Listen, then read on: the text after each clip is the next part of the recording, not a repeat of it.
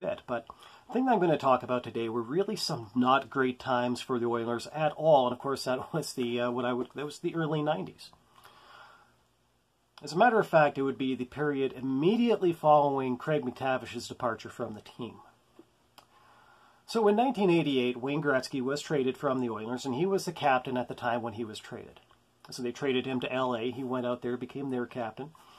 And Mark Messier took over as the captain of the Oilers. And over the past several weeks, I've raised the question numerous times now as to about the captaincy of the Oilers. And I've been trying to make the case that, in my opinion, Mark Messier was the best captain that the Oilers ever had. And in particular, I've been raising the question about what kind of captain Connor McDavid is and whether or not he could stand to be a captain a little bit more like Mark Messier. And if not, if there is somebody a little bit more like Mark Messier that could be the Oilers captain instead. I mean, let me say this again. I'm not actually saying that I don't think that Connor McDavid should be the captain of the Edmonton Oilers. I like Connor McDavid as the captain of the Oilers. I'm just raising these questions so that we really have a firm idea of where the Edmonton Oilers leadership group is right now, if anything should change, if anything could change. So in 1991, Mark Messier was traded to the New York Rangers. And so after that, Craig McTavish, he took over as captain until about 1994 when he was also traded to the Rangers. Now, they got some pretty good pieces back in those deals. I mean, in particular, Todd Marchant was a guy who came back in exchange for McTavish. You know, that was he was a very good player for the Oilers for a pretty long time. But what it did was it left a void at the captaincy. And the player that the Oilers chose to step in and take over for Craig McTavish was a guy by the name of Shayne Corson.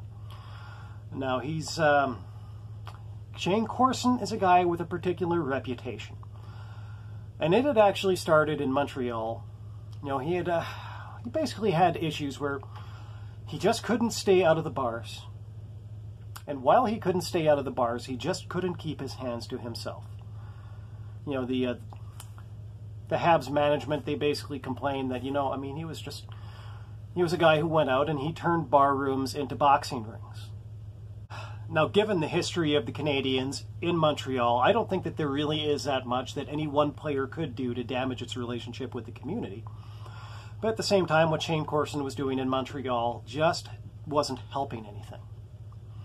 And so eventually they did manage to rid themselves of Shayne Corson.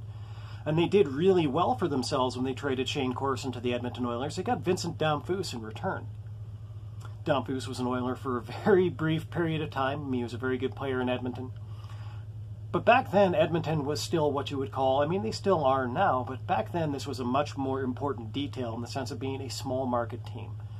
So when you were a small market team in the 90s, in particular the 90s and the 2000s, it meant that you weren't holding on to your very good players for very long.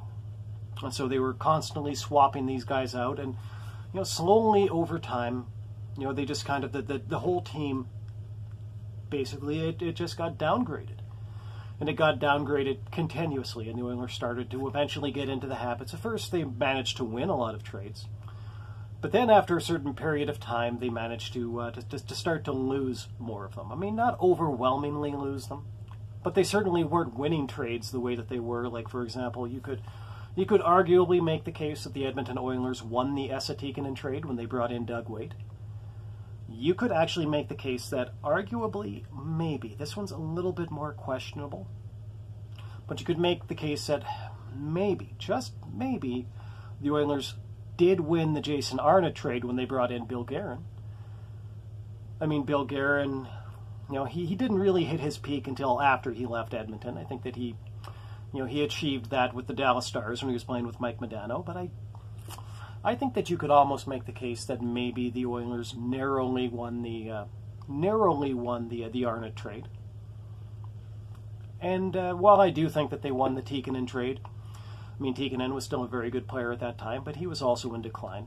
And he did go on to win a cup in New York with the Rangers. But we got back Doug Weight, and Doug Weight was a fantastic player for a lot of years. And the Oilers' biggest problems didn't really start until they had to trade Doug Weight. But anyway, that's all aside. I'm getting off track. Let's go back to Shayne Corson. Now, Shayne Corson wasn't as forgettable as an Oilers captain as some other guys, like, for example, Lee Fogelin. He was the first Oilers captain, but he's one that people, quite frequently forget.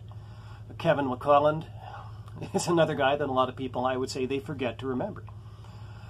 So Shayne Corson, he was not as forgettable as a lot of those other guys, and unfortunately so, because Shayne Corson was unequivocally a bad Oilers captain. I think that you could actually make the case that he was probably one of the worst. Now, I know that there's bound to be a lot of disagreement surrounding what makes a good captain in the NHL. I've even seen some people try to claim that a good captain doesn't actually matter, which to me that's absolutely insane to hear somebody say that. But let's just, for a quick moment, let's just review the criteria of what a good Oilers captain has typically been. And so the leadership culture of the Oilers has typically suggested that a team captain should basically be the following things. Should be hard-nosed, not afraid to get involved in physical play. Should have a very strong work ethic. He should be one of the hardest working guys on the team, if not the hardest working guys on the team. He should be selfless, and he should be dedicated to the team. So guys that meet that description, you're talking about guys like Craig McTavish meets that description. Mark Messier meets that description. Jason Smith, Sean Horkoff, all guys that meet that description. But there are people out there who would question if Shayne Corson met any of those descriptions. I mean, there are plenty of examples that would suggest that he didn't meet many of, if not perhaps even all of those criteria. After leaving Edmonton, I mean, in particular in Toronto, when he walked away from the team during a playoff run, that was absolutely not a very good, not a very good moment in Shayne Corson's career. But I think the one that, if anything, the one thing that stands out with Shayne Corson most as Oilers captain is unfortunately what wound up with him losing the captaincy. And so the way that this played out was that Shayne Corson was playing with Jason Arnott quite a bit. And they were supposed to be working together quite closely. Corson was the captain of the team. He was supposed to be their leader, and Jason Arnott was one of the most promising players to come out of the Oilers draft in a long time. I mean, the Oilers draft, and Douglas Hunter covers this pretty well in the Glory Barons, but for a pretty long time, the Oilers draft was just was absolutely a wasteland. Some of the players that they passed over at the draft, you're talking about guys like Jeremy Roenick and Keith Tkachuk. All sorts of players. This team could have been a lot better than it was for quite a few years. And Jason Arnott was really the first real win that the Oilers had coming out of the draft. And so that's a player that you want to take very seriously. You want to take their development very seriously and make sure that you're folding them into the team culture in a very positive way.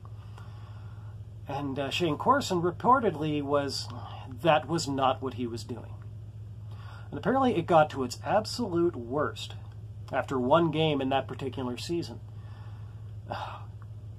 where Shayne Corson, he went out after the game and he actually chased down one of the league officials. And kind of chased him down and cornered him in a hallway. And what he was basically doing was he was trying to get an assist taken away from Jason Arnott and given to him. If you were to happen to look at Shayne Corson's statistical performance as an Edmonton Oiler, it was not exactly great. Definitely not the player that a lot of people thought that he was going to be when he was in the World Juniors. And so really at that particular point, Shayne Corson, he needed all of the help that he could get on the stat sheet. But as the team captain, one thing that you absolutely cannot be doing is chasing down league officials to do underhanded things. Like trying to cajole them into taking points away from your teammates and give them to you. As the team captain, that is, of all the things that you should be doing as the team captain, that is the thing that is going to be at the very bottom of that list. And so Jason Arnott, he found out that this was going on, and of course he didn't take very kindly to that. They're his points, he earned them. Now, and these things do matter in the league. They might not ask you how, but they do ask you how many. So your stats matter in terms of the amount of money that you're going to be able to command down the road and when you're doing your contract negotiations. And so, of course, Jason Arnott wasn't very happy about this, and he confronted Shayne Corson, and apparently the two of them, it turned into a fight. Now, I would suggest that I mean, okay, it's already established. This is something that Shayne Corson never should have been doing in the first place. Yeah, he was already wrong. But even if you're doing something that's wrong, there is a way to act when somebody confronts you over it, particularly when the person that you are wronging confronts you over it. And it is not to push the issue until you literally have a fist fight with that player.